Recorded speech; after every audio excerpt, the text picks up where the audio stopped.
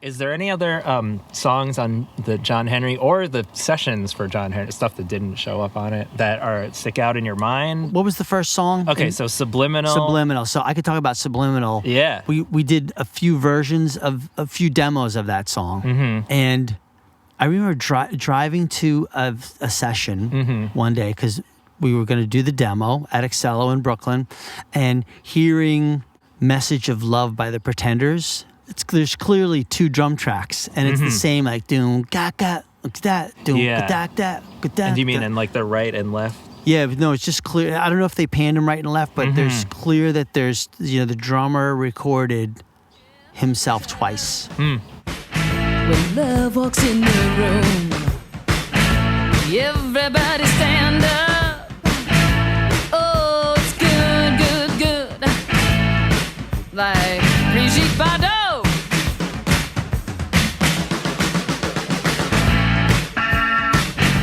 I don't know why, but I was like, I want to try this for Subliminal. So we ended up doing it. I remember, I pitched it to Flans, and we listened to Message of Love together. Oh, cool. And I remember him telling me, this is a great idea. Just don't tell Linnell that this was inspired by a Pretender song. And I don't know why, but that's funny. But, so when I pitched it to Linnell, he seemed to like it. And then when we did it in the studio to execute it, drummers out there, mate, if you ever do this, to try and explain to somebody that you need another 8 tracks to record a second drum part over your first drum part. A lot of times engineers and producers are like, no one does that. You shouldn't do that. Why? So you kind of just have to say, calm down, take a breath. This is going to be great. So long story short is that I recorded 2 drum tracks on that song. So if you go back and listen to it now, you'll hear that it's me twice. Yeah. There's 2 drum set players playing. It's almost like a band with 2 drummers. I was going to say, is that why that beginning, when the drums first come in, it has sort of a march feel to it? Like it has a bigger feel to it. There's a little flare. There's flams going on. Flams. Yeah, because it just happens naturally, and there's parts where I'm feeling over the other drummer playing a groove. So I don't know why. I mean, I hope it sounds musical, but it was just one of those things where just like this song could benefit from 2 drum tracks. So that's one thing that stood out.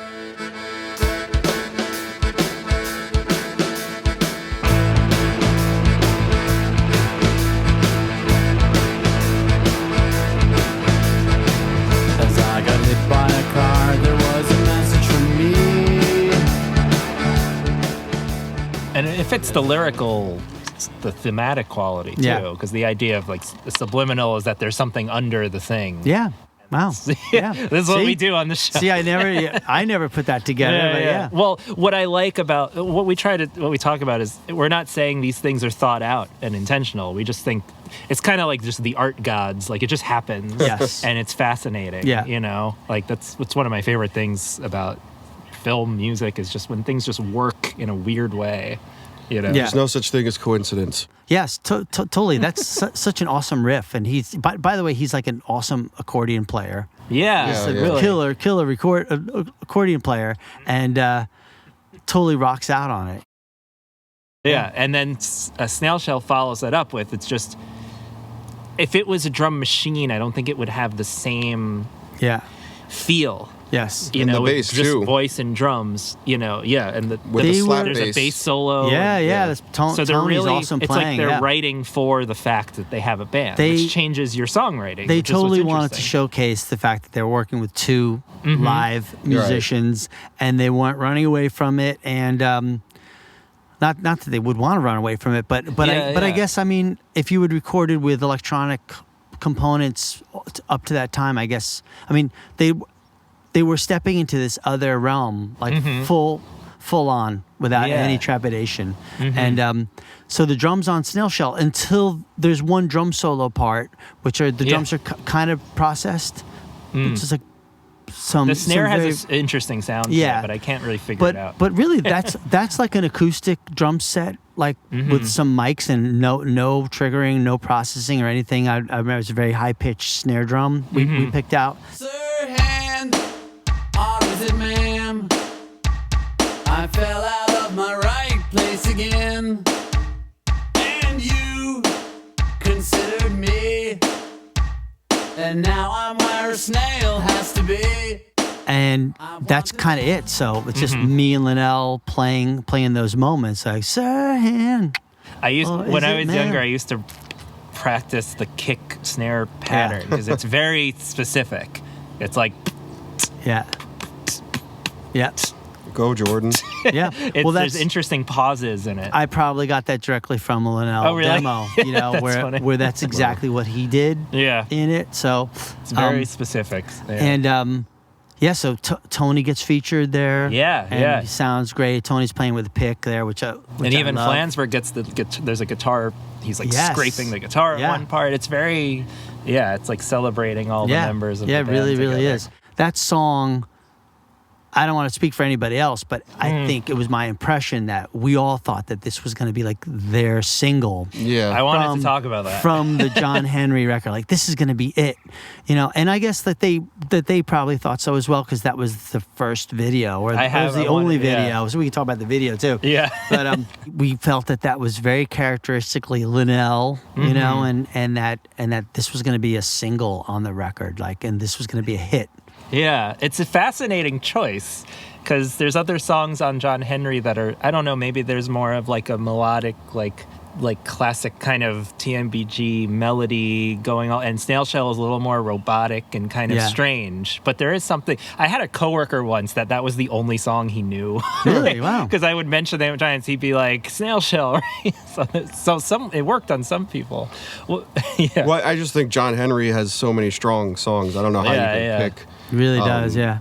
And I guess we're giving up the ghost here, but this is our favorite album. Yeah, John Henry's always been my favorite. It's hard to say exactly why. It's not so much it's like the songwriting, it's like the feel of the album. Yeah. Yeah, I agree. There's just a certain resonance to it that when I put it on, I actually I feel like more than their other albums, when I put it on, I feel like I'm in a new place in my, like, mentally.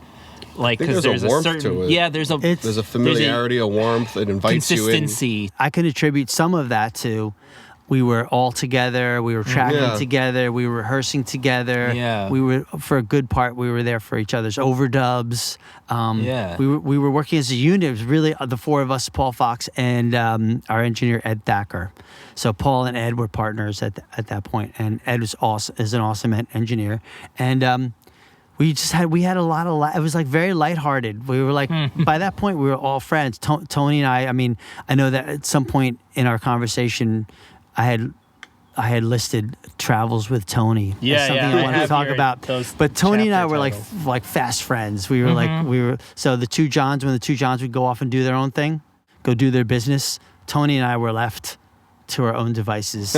So we became great friends. So that was an awesome time to be. So hopefully what you're hearing in that in the songs and of that record are partly due to the fact that we were really living like an awesome time, you know? Yeah, like there's something about it. Because it's like the earlier and later albums, it feels like they're trying to get your attention constantly in every song. Whereas John Henry almost feels like there's this comfort of like, we're just going to play this song. Mm-hmm. You know what I mean? Yeah. It's like a weird thing because I don't mean to imply that obviously they're like one of my favorite bands ever. Like I love all the stuff.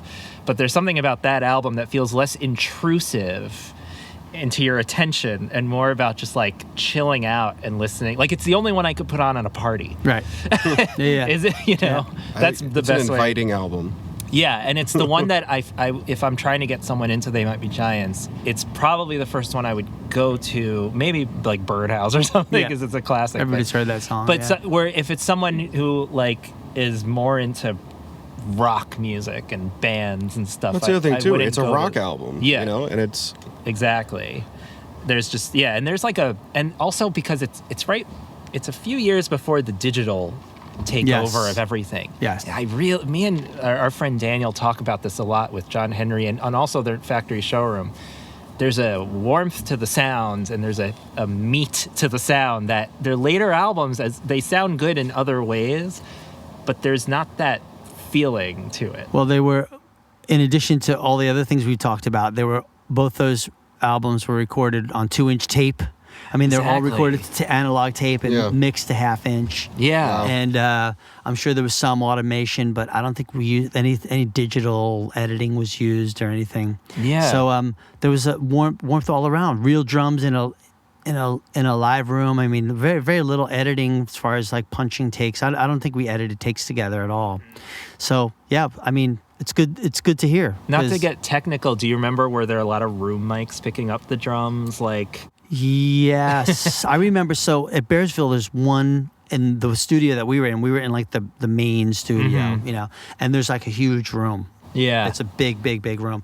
And yeah, the drums were against one wall, and was partly goboed off, close mic'd, but there were several room mics, several ambient mics. But I will say, if you want to talk about drums for a second, that was we spent a lot of time on the drums, just on the drums. We had a great drum tech come up to work with us to tune the drums. He was there for every session, every recording, every take, and he would change the heads. He would tune drums differently. He brought up snare drums, like a whole road case of 10, 20 snare drums. My cymbal company, Pasty, to like give us cymbals to try out different sounds and so on. They sent us like boxes of cymbals, and so we really tried to come up with good drum sounds without trying to Yeah. be too creative or too clever for ourselves. Yeah. We made a great effort to have the drums sound great on that record. So Yeah, it definitely comes across.